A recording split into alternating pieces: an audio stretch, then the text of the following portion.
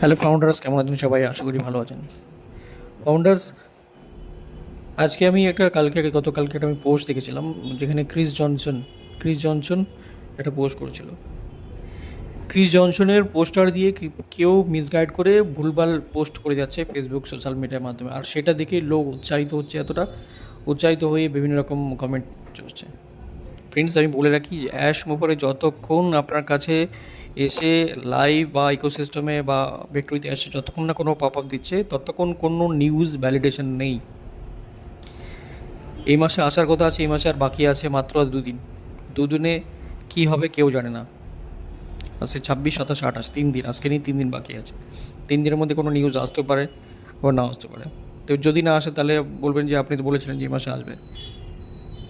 এটাই হচ্ছে বাস্তব কথা। কারণ কোনো নিউজ যখন আমরা দিই আপনাকে গ্রুপে বা ফেসবুকে বা ইউটিউবে, সেই নিউজ মতো যদি কথা না হয় তাহলে কিন্তু সেখানে আমরাই কিন্তু নেগেটিভ হই, আর আমাদের কিন্তু বিভিন্ন কমেন্টের কথা শুনতে হয়।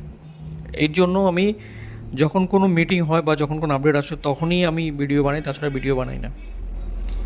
আজকে এই মাসে 3 দিন আর বাকি আছে আজকে নিয়ে। 3 দিনের মধ্যে এখন জানি না কোনো পপ আপ আসবে কি আসবে না, তবে আমার কাছে যত খবর আছে যে এই মাসে কোনো না কোনো নিউজ অবশ্যই আসবে, বা আসা উচিত বা আসতে পারে, বা আসার সম্ভাবনা পুরোপুরি আছে। এবার অ্যাশ মুভারে কী করছে, কোথায় আছে, নোস, কেউ জানে না। ইভেন যে ধিলেন স্যার কিছুদিন আগে একটা অডিও দিয়েছিল, সেও জানে না যে কী করছে, কোথায় আছে। তো ফ্রেন্ডস, আমরা দীর্ঘ প্রতীক্ষাতে আছি ভিক্টোরি ড্যাশ বা অনপেসিভ নিয়ে।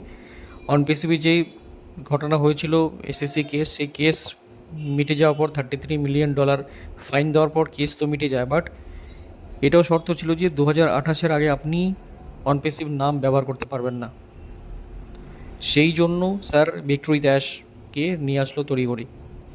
যখন নিয়ে আসে তখন বলা ছিল যে 60 দিনের মধ্যে সেই প্ল্যাটফর্মটাকে তুলে ধরবে সবার সামনে, কিন্তু আজকে 6 মাস হতে চললো, কোনো এখন অবধি খবর নেই। জানি না এখন কোনো খবর আদৌ আসবে কি আসবে না,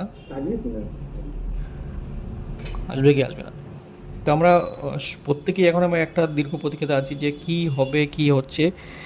কোনো তো একটা খবর আসুক কোথার থেকে। আগে মিটিং হতো, জুম হতো, সব কিছু হতো, এখন কোনো কিছুই হয় না। যাই হোক, আমরা প্রতীক্ষাতে আছি, প্রতীক্ষাতে থাকবো, আর যখনই কোনো ভালো আপডেট আসবে আমি অবশ্যই আপনাদের সামনে তুলে ধরবো। এবং যেটা বলি ফাউন্ডারদের উদ্দেশ্যে, যে আমরা ধৈর্য ধরতে জানি, ধৈর্য ধরে আছি, ধৈর্য ধরে থাকবো, কোনো না কোনো ভালো কিছু আমরা অবশ্যই পাবো। কারণ এতগুলো মানুষের প্রার্থনা, প্রে বা লাখ বলুন, খারাপ হতে পারে না। আমার ভাগ্য খারাপ হতে পারে, আপনার খারাপ হতে পারে, কিন্তু এতগুলো মানুষের ভাগ্য কোনোদিনও খারাপ হতে পারেন না। যাই হোক,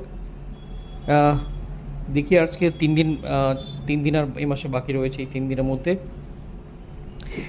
যদি কোনো মেসেজ বা পপ আপ আসে বা এসময় যদি নিয়ে আসে, তাহলে আমরা হয়তো ভালো কিছু তথ্য পাবো। সেই তথ্য আমি আপনাদের সামনে তুলে ধরবো একদম পয়েন্ট টু পয়েন্ট।